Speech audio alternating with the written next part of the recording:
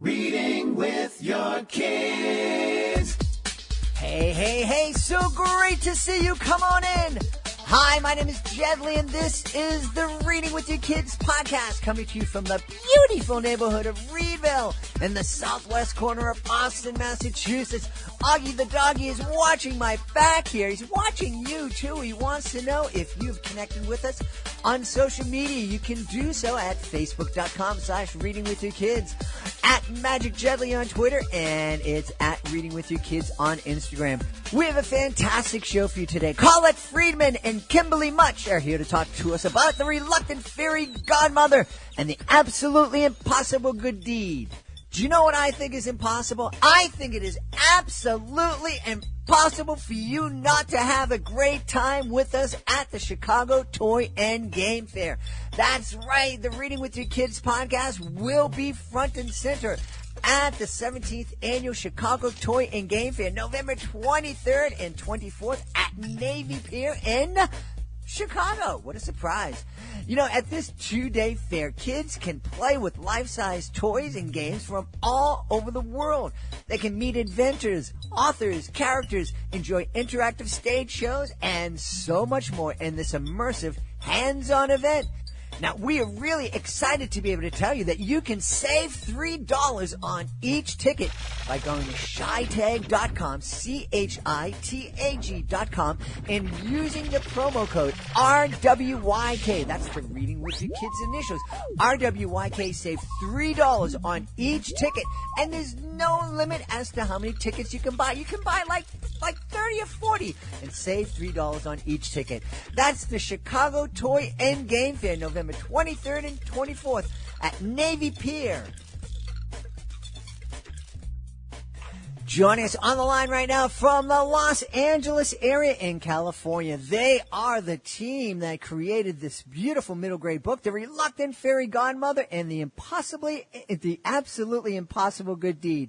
Please welcome to the show Colette Freedman and Kimberly Much. Colette, Kimberly, how are you? Doing good. Thanks for asking. Thanks. We're happy to be here. We're excited to talk about our book. Excellent. That last voice you heard was Colette. So, Colette, give us a little synopsis about the book, please. The book is basically for any kid who feels like she or he is a little bit different, and one day something extraordinary happens, and there's a whole world out there you hadn't even known about, and it's about, kind of finding what makes each and every one of us special and different and unique and empowered. It's interesting that you talk about kids who feel different. Kimberly, I don't know about you, but as I look back, I remember being in high school, and I was an athlete and a fairly popular guy, but I felt like I had to work really hard to hide the fact that I didn't feel like I fit in and like I was like everybody else. I have a feeling that there's a lot of kids that fit that description, that they don't feel like they feel like they're really different. Absolutely. I think every kid probably feels that on some level, even if they're the most popular kid in the class. There's just something unique, something different that every kid just feels that they can't quite relate on or they're adjusting to. Mm-hmm, mm-hmm. It's a really tough. I know when, at my age, I look back and I think, oh boy, it'd be great to be a kid and it'd be great to be a teenager, be healthy, be able to run around and all this technology that we have at our hands. But growing up can be really challenging no matter what age. And I think all that technology and stuff makes it even harder nowadays. Oh, I can imagine.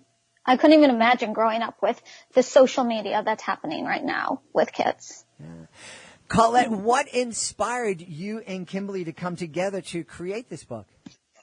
Well, we had worked together before, and I'm a big fan of writing partners. I love collaborating. Writing can be a really lonely profession, and when you really connect with someone who's equally as talented and inventive, and you have a really cool story to tell, that was it. We had worked together on actually another Fairy Godmother project, which was a musical, and we started sidebarring and saying, hey, wouldn't it be cool if we did a version of this as a young kids book, middle grade, young adult. And then we settled on middle grade, and it kind of like the creative juices were already flowing. And, we cranked out this book pretty quickly. And the idea, of course, is to do a whole series of the journey of this little girl as she discovers who she really is. Hey, Colette, can you talk a little bit about that process? You're the second, and this second guest in the last couple of days that has talked about how, fun it is to work with a co-writer, and that being an author oftentimes or most of the time is a very solitary thing, and just how much you enjoy working with Kimberly and being able to share and create together. The first guest that talked about that, it was a brother and sister team, so they'd been collaborating forever. What's your process, and how did that develop between you and Kimberly? Well, what's extraordinary about Kimberly is both a performer and a producer. And so, she has both the left brain and the right brain pretty solid. So it's really neat when we would banter and throw back and forth ideas. So I teach writing, and it's funny because I always tell my students, get other eyes on it, get other opinions, because you're going to know what's great. And with Kimberly, we had such an equal relationship where I had things I felt strongly about, she had things she felt strongly about, and we would just go back and forth, and kind of the cream rose to the top. So it's a great way to, working with a partner who you really trust and you respect, really, I think the best material comes forward, because things that I thought were really great, Kimberly would say, hey, yeah, it's great, but, and would make me think about it more to make something even better. And same thing, she would be stuck on an idea, and I'd be like, okay, but have you ever thought about it this way? So it really became a conversation, and, the result was this beautiful story. That's really cool. Kimberly, talk a little bit about what makes the fairy godmother so reluctant.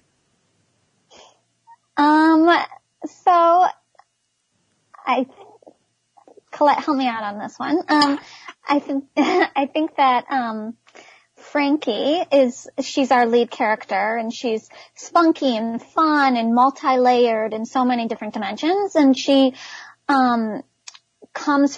she's an adopted young lady, and she not struggles, but she definitely is trying to wrap her brain around the adoption and how she fits in the world and, fits in with her peers. And I think that it's really beautiful to see that she has this special, fairy godmother quality that she never knew she had before. So she's stepping into a role that gives her some responsibility and something special and unique that she is now very proud of. That's wonderful. I love that idea of helping kids understand their special qualities and what they have to offer to others.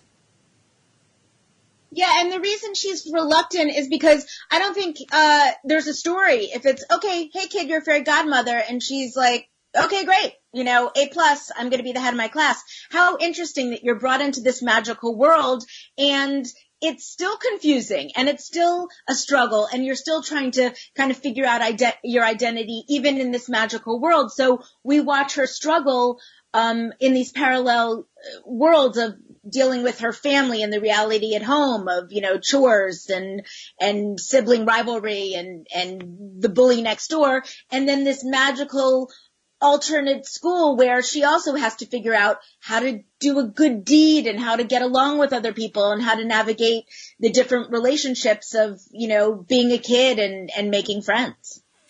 And that is a huge part of growing up is navigating those friendships and those relationships.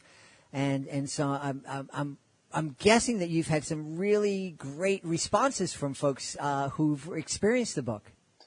Yeah, what's been the most exciting for us is that, we wrote it, it's about a little girl and it's very female heavy, but the response from little boys has been amazing.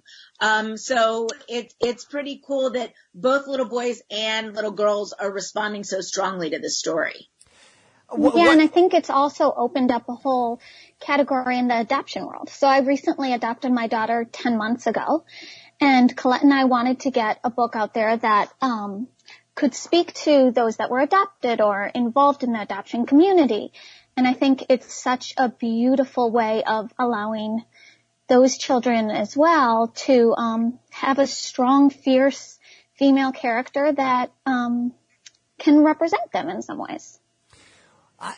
I think that's wonderful. And first I want to thank you for stepping up and being an adoptive parent.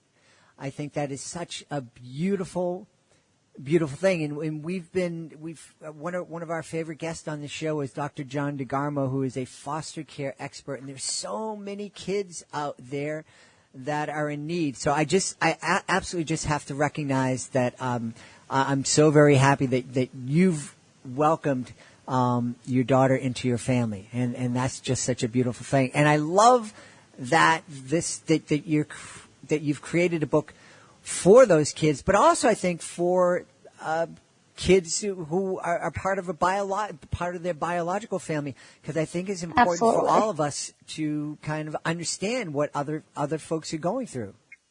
Absolutely. And thank you. It's an honor having my daughter. But yeah, I don't think it's just for the kids that are adopted. I think it's for every kid out there. I really do. I think that every kid has that moment in life where they're trying to find their uniqueness, and it's so relatable. Frankie, I feel, is just one of those characters that can speak to so many different people on so many different levels. Yeah. Colette, you mentioned that the hope is that this is the first in a series of books. Have you mapped out where you want the series to go? Are you kind of sitting back and just looking with anticipation for Frankie to let you know where the story's going? It's a combination of both. We have mapped out kind of the next 10 books. But we also want to see how people respond to her, what she wants, and then also the reality of the business of, who's going to come in and say, hey, we want the next Fancy Nancy series or the next Magic School, Magic Treehouse series. And then, we've already mapped it out, so we're ready to go. That's cool. Now, Kimberly hopes that this will become a movie or a TV series. Absolutely. Of course. That would be fantastic. And I get, this is just something that I hear other people talking about. If you are there, and Colette mentioned that you're a producer, if you are able to bring this to the screen, whether it's the big screen or the television screen, do you have actors in mind to play the different roles? Oof, that's such a hard question. I don't know exactly which actors we would cast at the moment. But there's plenty of actors out there that would be fantastic at all of these roles. Yeah, I mean, Storm Reed was so good in A Wrinkle in Time. Now she's probably a little too old to play Frankie, but it's that kind of combination of fierceness and unapologetic uniqueness that we would want for that little girl. Talk about the experience of writing for this audience and this age group. Was this something that was real new to both of you, and how did you like it? Well, I love this age group because it's the age group that is always curious, always interested in finding out why something is what it is. And I was a preschool teacher for many years, and I love the idea that kids are just so open-minded. Allows us to be playful and open and just explore the world that they get to see. Because there's not really any kind of bitterness or jaded or anything like that about these children, which is so beautiful, It is a really fun age. I perform educational magic shows, and this is the age that I love performing for the most. Yeah. They're a lot of fun. They're challenging.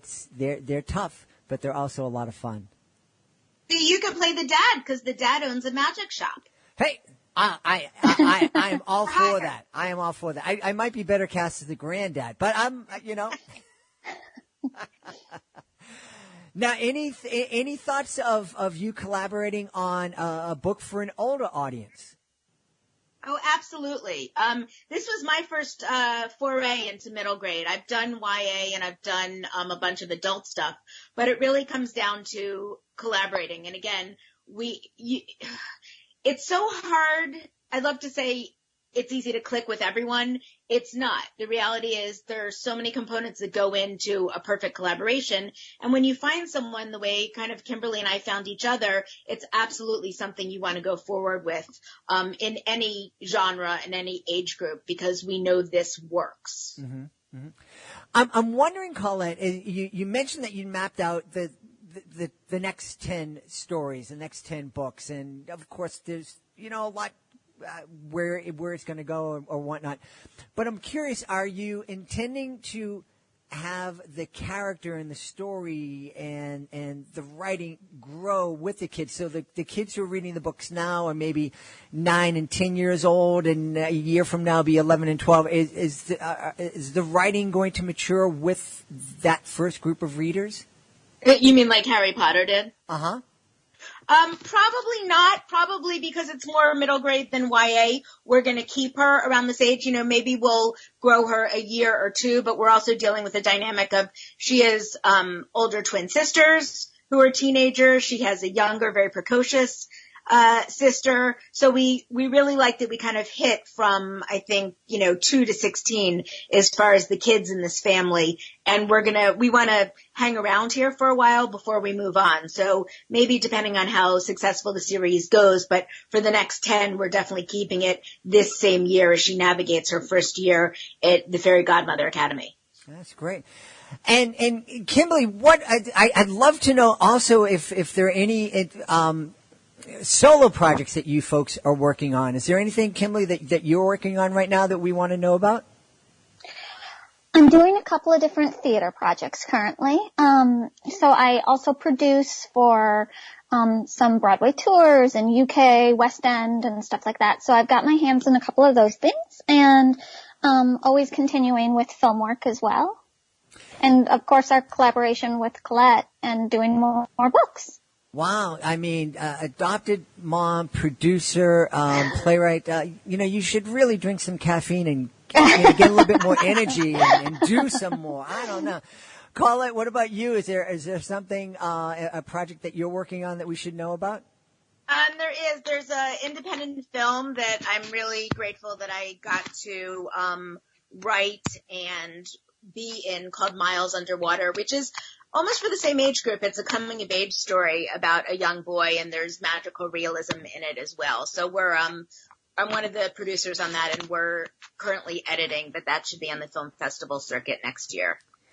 I'm really curious for both of you. This goes out to both of you. You're involved in art and expression in a number of different ways: writing, producing, editing, acting. What's the favorite for each one of you? It's hard. Such a hard question. Yeah, I feel like when you're a little kid, or even when you're older, people say make a choice. You can only do this, this, or this. And I feel like both of us, if I can speak for both of us, have been really fortunate that we've been able to kind of not only dip our toe, but do the deep dive into several different, fields within the artistic community. And so, at least for me, I love acting. I love writing. I love producing. So which one do I like best? It's probably whatever project I'm working on, and whatever, job I'm doing within the project is what I like best at the time. But it's so cool. And I feel like the Reluctant Fairy Godmother gives this message too, that you don't just have to be good, and you don't just have to like one thing. It's okay to diversify and explore many different things. Absolutely. I agree wholeheartedly. Kimberly, where can we go online to find out more about the Reluctant Fairy Godmother and what you both are up to? So we have the reluctantfairygodmother.com, which is our website. We have our Facebook, which you can find at the Reluctant Fairy Godmother. We have the Instagram at Fairy Reluctant, and Twitter at Fairy Godmother, or the Reluctant Fairy Godmother 2019. It's tough to keep all those together, especially when people It snatch is, but it up you know what? before. If you just put in the Reluctant Fairy Godmother, no matter where you go, you'll get to us. Oh, we've had such a great time speaking today to the authors of The Reluctant Fairy Godmother and the Absolutely Impossible Good Deed, Colette Freedman and Kimberly Much. Kimberly, Colette, thank you so much for being part of our show. Thank you so Thank much. you. I enjoyed it. Please be sure to join us for the next edition of the Reading with Your Kids podcast. Our guests will be Katie Jaffe and Jennifer Lawson. They'll be here to talk to us about their fantastic children's book, Fly, Fly Again.